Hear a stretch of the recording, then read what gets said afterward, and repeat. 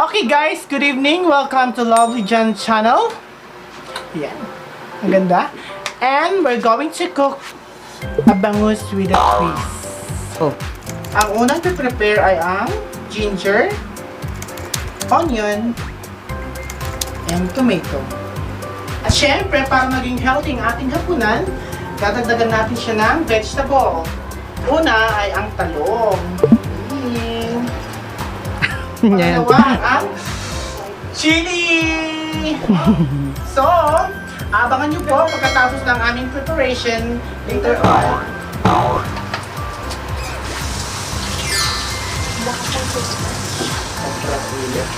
Para naman si star ng hapunan ay ang bangus. Lalagay ng tomato, ang ginger, at ang onion. So next, lalagyan na natin siya ng salt para pumunta sa, magkalasa siya. Okay.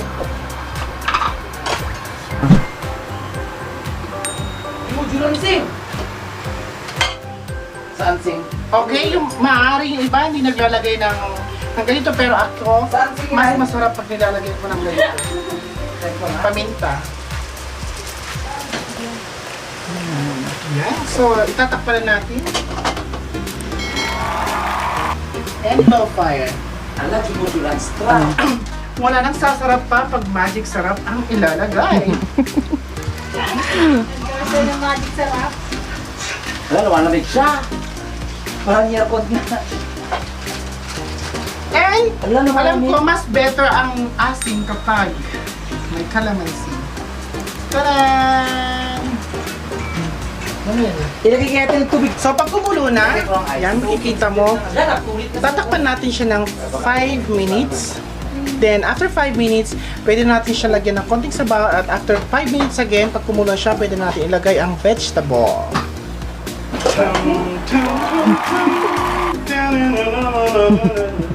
10 minutes done. Tapos ang ating kapunan.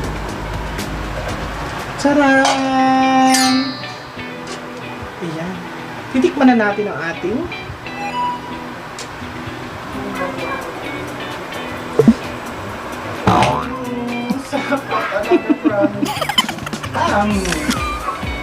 So, ihanda ng ating hapunan na may kasamang vegetable para tayo maging healthy.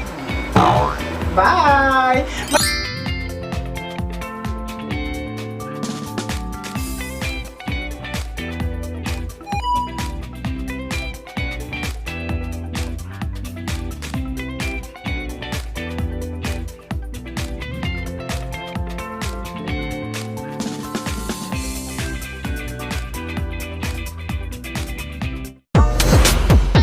So, ito na po ang ating finished product.